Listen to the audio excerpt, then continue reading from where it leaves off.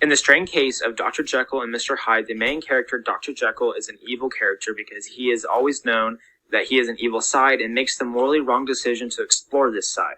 He has memories and is very aware that Mr. Hyde is doing the despicable wrong events, but he still continues to transform into Mr. Hyde, and Jekyll makes accommodations so that Mr. Hyde will be provided for anything to happen to Dr. Jekyll. My 3 reasons for why Dr. Jekyll is evil. Dr. Jekyll is evil because he allows himself to explore his dark side knowing it is the wrong thing to do. Dr. Jekyll has knowledge of the horrible things Mr. Hyde has done and still continues to transform into Mr. Hyde. Thirdly, Dr. Jekyll wanted to make sure Mr. Hyde would be taken care of if anything ever happened to him. Okay. So, in the strange case of Dr. Jekyll and Mr. Hyde, the main character, Dr. Jekyll, is portrayed as the good character rather than the evil because 1, he shows signs of mental illness which he has no control over. 2, he is liked and respected by his community and his community members, as well as him having trusted friends. And all of humanity in general has a good and bad side, and him having done bad things doesn't make him evil, it just, in a sense, makes him human. So I wanted to ask you, couldn't Dr. Jekyll's feelings of remorse and regret about what Hyde has done show that he isn't evil and therefore has good in him? Well, unfortunately, Dr. Jekyll knew about the horrible things Mr. Hyde was doing. He still continued to transform into Mr. Hyde and took great pleasure while doing it. He quote, "I felt younger, lighter, happier in the body, within a conscious of a heady recklessness, a current of disorder and sensual images running like a mill race in my fancy, a solution of the bonds of the obligation, an unknown but not an innocent freedom of the soul. I myself at the breath of this new life, to be more wicked, tenfold more wicked, sold a slave to my original evil, and the thought in the moment braced and delighted me like wine." Stevenson 61. My question for you is, how does Dr. Jekyll show signs of a mental disorder when he deliberately and willingly possesses to change into Mr. Hyde? Okay, so here's an example. Quote, "The large handsome face of Dr. Jekyll grew pale to the very lips, and there came a blackness about his eyes. I do not care to hear more," he said. "This is a matter I thought we agreed to drop." Stevenson 18. So mental disorders in general are proven to progressively get worse if someone is in denial, and this book genuinely just proved that. So Dr. Jekyll, avoiding the fact that he has a conflict with his alternate personality, and the fact that he recognizes it, and the fact that we can recognize when he's confronted multiple times by Mr. Utterson about this alternate identity, every time he freaks out. So every single time that Mr. Utterson speaks about the crimes that are committed by Mr. Hyde, Dr. Jekyll is panicking, and this is ultimately because he is afraid of this version of himself proving denial. So therefore showing that Dr. Jekyll continuously is going back to changing to this alternate person is an addiction and a mental disorder that he still hasn't been able to confront with himself internally nor externally. So doesn't Dr. Jekyll's interest in transforming and exploring Mr. Hyde show that he is just finding his other part, which follows the humanistic concept duality of man? Well, Dr. Jekyll was doing more than just exploring his dark side. He had a fascination with this dark side from a time when he was young. He dreamed of a way to bring his alter ego to life, and he even decided to become a scientist and doctor to try and make this possible. Quote, "Even if I could rightly be said to be either, it was only that I was radically both. From the earliest date, even before the course of my scientific discoveries had begun to suggest the most naked possibility of such a miracle, I had learned to dwell with a pleasure as a beloved daydream on the thought of separation of these elements." That was from Stevenson 59. My question for you is, how does the concept of Dr. Jekyll being a well-respected, likable man prove that he is morally good? So here's an example once more. Quote, "To tell you the truth, I'm easy about poor Jekyll, and even outside, I feel as if the presence of a friend might do him good." Stevenson 34. So here in this very moment, his friends are showing genuine concern about Jekyll and are going out of their ways to make sure that he is alright, which is already a sign of friendship. So the fact that they notice he is down, take time to make sure he is alright, and do what they can to make sure he's well taken care of, just proves that he has caring friends. And in general, friends aren't just made by doing nothing, so therefore we can infer that Jekyll has obviously done something in the past to just earn their respect, trust, friendship, all of the above. Well, my evidence and commentary for my reasons are, quote, even if I could rightly be said to be either, it was only because I was radically both. From an early date, even before my course of my scientific discoveries had begun to suggest the most naked possibility of such a miracle, I had learned to dwell with the pleasures as a beloved daydream on the thought of separation of these elements. That was on Stevenson 59. Dr. Jekyll had long-standing fascination of this dark evil side. He had daydreamed of being able to be somehow explore this dark side, and the book seemed to suggest that, even become a scientist so that he could actively try and find an experiment to make this possible. Dr. Jekyll knew he shouldn't give into this dark side, as it is morally wrong, but he still continued to help himself to do it. My second reason, or the second evidence for my reason is, quote, it was on this side that my new power tempted me until I fell into slavery. I had but drank the cup to doff at once the body of a noted professor, and to assume, like a thick cloak, that of Edward Hyde. I smiled at the notion. It seemed to me to be at the time humorous. Stevenson 63. At this point, Dr. Jekyll has transformed several times into Mr. Hyde, and he is well aware of the things Hyde had done. He made the decision to drink up the potion again so he could become Hyde. He writes that the thought of doing this was actually somehow funny, but Dr. Jekyll was getting a deranged pleasure from being Mr. Hyde, even when he knew it was wrong.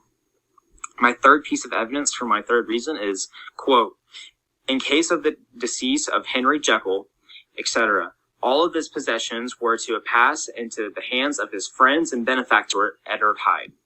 But that in the case of Dr. Jekyll's disappearance or unexplained absences for any period exceeding 3 calendar months, be said, Edward Hyde would step into Henry Jekyll's shoes without further delay and free from any burden or obligation. That was on Stevenson 9. My second piece of text evidence for my third reason is, quote, I announced to my servants that a Mr. Hyde, whom I described, was to have full liberty and power about my house in the square. That was on Stevenson 63. Dr. Jekyll was so committed to Mr. Hyde that he made legal arrangements by changing his will to make sure that Hyde got all of his possessions, and also made sure that the house staff knew that Hyde could live there anytime he wanted to. Even when Dr. Jekyll's friends and an attorney, Mr. Utterson, warned him about these changes about his will, Dr. Jekyll insisted that this topic was no longer be discussed, and that Dr. Jekyll had made these decisions to ensure his alter ego would be taken care of if anything ever happened to him. Okay, so to support my three reasons, the first reason being he suffers from a mental disability, quote, I was slowly losing hold of my original and better self and becoming slowly incorporated with my second and worst, Stevenson 62. So mental disabilities in general, we can agree that they're abnormal and they do ultimately change a person. So at this moment, Dr. Jekyll is starting to get out of this denial phase he had been in so long and realize that he does ultimately have an issue. The fact that Dr. Jekyll is stating he is starting to lose sight of his better self shows that there is something wrong in his head, and he does realize it. So having a mental disability in general is a provoker of someone losing sight of themselves, which he very much states. So this could explain why Dr. Jekyll finds transitioning into Mr. Hyde overall enjoyable, and it ultimately poses as an escape for him to make, but it just makes his disability worse as time goes on. And my second quote to support the concept of him being a good man in his community and having friends, quote, why don't you read it, sir? Asked Poole. Because I fear, replied the lawyer solemnly. God grant I have no cause for it. Stevenson 47. So Utterson being fearful of what Dr. Jekyll's letter could say just shows that he's concerned, and not only as just a person but as a friend. So Mr. Utterson says that he hopes to God there is no reason for him to fear, which says a lot, and showing uneasiness and how much he does care for Jekyll altogether. So Mr. Utterson's worry does prove that Dr. Jekyll has friends that do genuinely care about him. And friendship, again, like I stated earlier, isn't made from one side. Dr. Jekyll had to have done things to create this bond with Mr. Utterson as well as others. And to support my third reasoning,